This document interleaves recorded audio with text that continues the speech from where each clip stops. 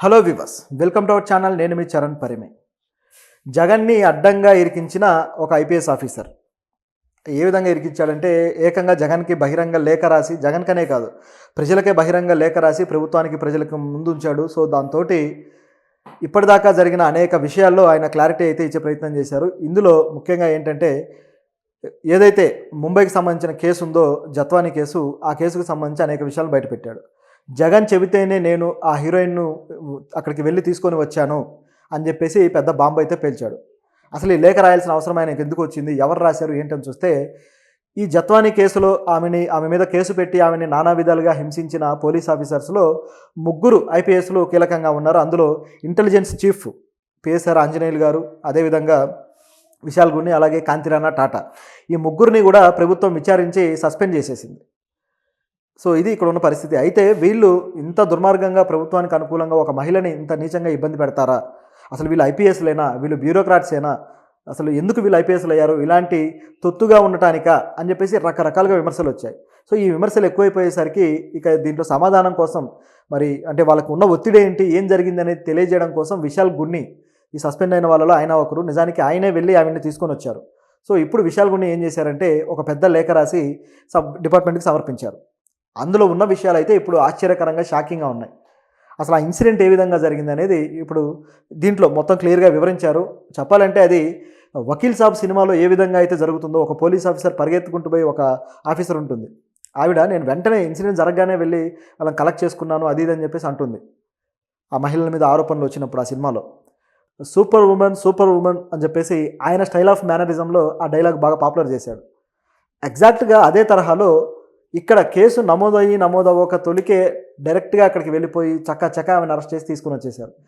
ఇది ఇక్కడ జరిగిన సంఘటన. అయితే దీని వెనకాల ఎవరున్నారు, ఏ విధంగా జరిగింది, అంత ప్లాన్డ్గా సినిమాటిక్గా ఎవరు చేశారని గమనించి చూస్తే భలే ట్విస్టులు అనమాట.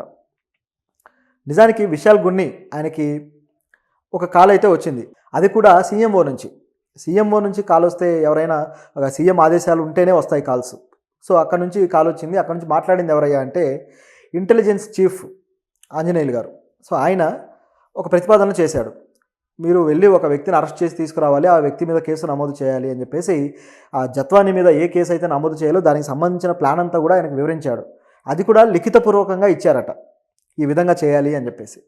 సరే అని చెప్పి అనుకున్నారు. తర్వాత ఆయన ఆఫీస్కి వెళ్ళి కలవడం జరిగింది. కలిసిన తర్వాత ఎట్లా ప్రాసెస్ మొదలు పెట్టాలి అని చెప్పేసి అక్కడ డెసిషన్ జరిగింది. ఇది ఆయన జనవరి 31వ తారీఖు చెప్పాడు ఈ విధంగా. అప్పటికి కేసు నమోదు కాలేదు. కానీ అలా చెప్పిన తర్వాత 2 రోజులకి ఫిబ్రవరి 2వ తారీఖు కేసు నమోదైంది. కుక్కల విద్యాసాగర్ అనే వ్యక్తి ఆ విజయవాడలో ఆ కేసు అయితే పెట్టడం జరిగింది. అంటే కేసు లేకుండానే వ్యక్తిని అరెస్ట్ చేయాలనే ప్లాన్ సీఎంఓ నుంచి ఉందంటే ఇది ఎంత పెద్ద కుట్ర అనే దానికి ఇది ఒక పెద్ద ఎగ్జాంపుల్. ఎవరైనా కేసు వేసిన తర్వాత ఆ వ్యక్తి ఎవరైనా దర్యాప్తు చేసి అరెస్ట్ చేస్తారు. ఇక్కడ అలా లేదు, ముందుగా అరెస్టు తర్వాత కేసు, అట్లా ఉంది. సో చెప్పిన తర్వాత ఈ వ్యక్తి ఇమీడియట్గా వెళ్ళి ఆయన్ని కలెక్ట్ చేసుకోవాలి. అయితే కేసు పెట్టాలి కదా, కేసు పెట్టే రోజు వరకు ఆగారు.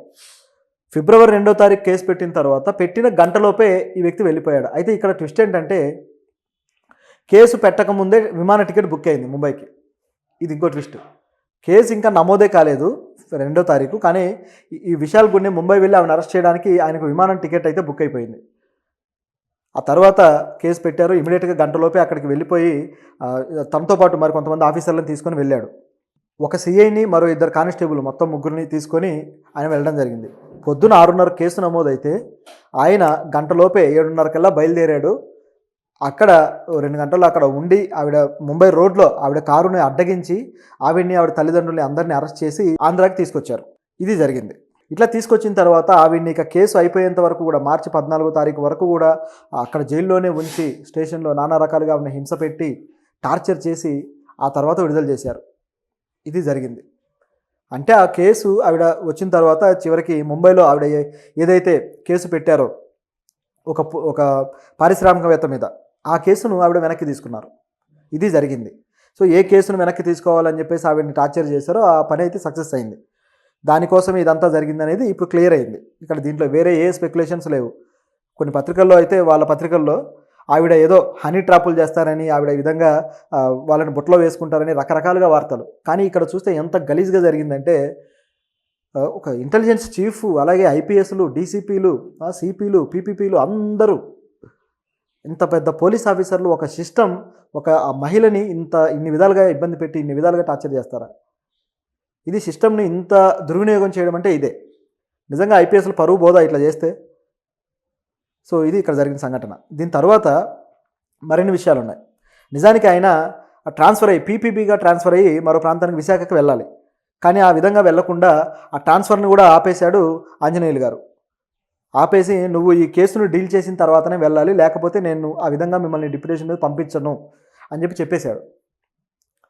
దాంతో ఇక ఆయనకు తప్పని పరిస్థితుల్లో విశాల్ గుడిని వెళ్లాల్సి వచ్చింది అని చెప్పేసి తన లేఖలో మెన్షన్ చేశాడు. సో, ఈ కేసులో ముఖ్యంగా ఆంజనేయులు గారిని తీవ్రంగా తప్పుబట్టారు. ప్రతిపక్షాలు కావచ్చు, మిగతా అందరూ కూడా విమర్శలు అయితే చేశారు. ఎందుకంటే ఆయన ఈ మహిళ విషయంలో చాలా దుర్మార్గంగా ప్రవర్తించాడు. ఈ మహిళే కాదు, అనేక మంది మహిళల విషయంలో ఈయన ఈ విధంగా ప్రవర్తించి ఉన్నాడు అని చెప్పేసి కొంతమంది కమ్యూనిస్ట్ పార్టీల నాయకులు కూడా వ్యాఖ్యానించారు. ఇది ఇక్కడ జరిగిన సంఘటన. అయితే ఇందులో ఈ ఫోర్జరీ డాక్యుమెంట్స్ ఏవైతే ఉన్నాయో, కుక్కల విద్యాసాగర్ కేసు పెట్టింది తన భూమి 5 ఎకరాలు ఆవిడ విక్రయించడానికి చూశారని రకరకాలుగా పెట్టారు. అయితే ఇందులో ఈ ఫోర్జరీ డాక్యుమెంట్స్ సృష్టించింది ఎవరయ్యా అని చూస్తే, ఎప్పుడైతే విశాల్ గుండేకి జనవరి 31 తారీఖున వెళ్ళాలని ఆదేశాలు జారీ చేశారో ఆ తర్వాత 2 రోజులు గ్యాప్ దొరికింది కదా. ఫిబ్రవరి 1 తారీఖు 2 తారీఖు యాక్చువల్గా కేసు నమోదైంది. సో, ఈ గ్యాప్లో 1.5 డే గ్యాప్లో ఏం జరిగిందంటే, ప్రకాశం జిల్లాకు చెందిన ఒక లాయర్, ఒక అడ్వకేటు కాంతిరాణా టాటాను కలిసి ఆ డాక్యుమెంట్లు ఫేక్గా ఎలా డిజైన్ చేయాలి, ఎలా చేయాలని చెప్పేసి వాళ్ళిద్దరి మధ్య అనేక మంతనాలు జరిగాయి. పలుమార్లు కలిసి ఈ ఫేక్ డాక్యుమెంట్స్ ఆ లాయర్ ఆధ్వర్యంలో తయారు చేశారట. ఇప్పుడు ఆయన కూడా ఈ కేసులో బుక్ అయి ఉన్నాడు. సో, ఆ డాక్యుమెంట్స్నే ఇందులో ఎవిడెన్స్గా చూపించడం జరిగింది. ఈ విధంగా ఈ కేసుని ముందుకు తీసుకువెళ్ళి మొత్తానికి ఆమెనైతే నానా రకాలుగా హింసపెట్టారు. సో, వీళ్ళందరినీ ఇప్పుడైతే సస్పెండ్ చేశారు. మరికొంతమంది పేర్లు కూడా ఎవరైతే సీఐని తీసుకువెళ్లారో ఆ సీఐ, అలాగే మరొక మహిళా పోలీస్ ఆఫీసరు, వీళ్ళ పాత్ర కూడా ఉంది అని చెప్పేసి వాళ్ళని కూడా దృష్టిలో పెట్టుకుంది ప్రభుత్వం. ఇప్పుడు ఇక్కడ వచ్చే ప్రశ్న ఏంటంటే, విశాల్ గుడిని ఈ విధంగా అప్రూవల్గా మారి మొత్తం బయట పెట్టాక వీళ్ళందరినీ ఇప్పుడు అరెస్ట్ చేస్తారా? ఎందుకంటే సస్పెండ్ చేస్తే సరిపోదు, అరెస్టులు చేయాలి కదా. అక్రమంగా అధికార దుర్వినియోగం చేసిన వాళ్ళ మీద అరెస్టులు ఉండవా? పోలీస్ ఆఫీసర్లని ఎప్పుడు చూసినా కూడా ప్రభుత్వాలు కాపాడుతూ వస్తుంటాయి. వాళ్ళు ఏదైనా వాళ్ళ మీద ఆరోపణలు ఉంటే నైస్గా వాళ్ళని కొన్ని రోజులు ఇంట్లో కూర్చోండి అని చెప్పేసి హాఫ్ జీతం ఇచ్చి కూర్చోబెడతారు, మళ్ళీ తీసుకుంటారు. వాళ్ళ మీద అరెస్టులు ఉండవు, శిక్షలు ఉండవు, ఏమి ఉండవు. సామాన్యులకు మాత్రమే శిక్షలా అన్నట్లు ముందు పరిస్థితి. ప్రభుత్వం ఏదైనా సరే ఇలాంటి వాళ్ళ మీద మాత్రం నైస్గా ప్రవర్తిస్తూ వస్తారు. నిజానికి వీళ్ళు అధికార దుర్వినియోగం చేసినందుకు చట్ట ప్రకారం శిక్షించాలి. ఖచ్చితంగా శిక్షలు అమలైతేనే ఈ చట్టం అందరికీ సమానంగా పనిచేస్తున్నట్టు.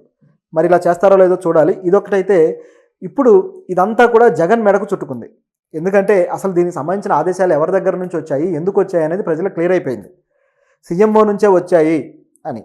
ఇప్పుడు ఇది బయట పెట్టారు కాబట్టి ఇప్పుడు ఆంజనేయులు గారిని కూడా దర్యాప్తులో తీసుకుని ఇంట్రాగేట్ చేస్తే ఆయన ఎవరి పేరు చెప్తారు? ఆటోమేటిక్గా జగన్ పేరు చెప్తారు. కాబట్టి ఈ కేసులో జగన్ ఖచ్చితంగా నిందితుడు అవుతాడు అనేది క్లియర్. ఇదొక యాంగిల్ అయితే, ఇప్పుడు మరొక ట్విస్ట్.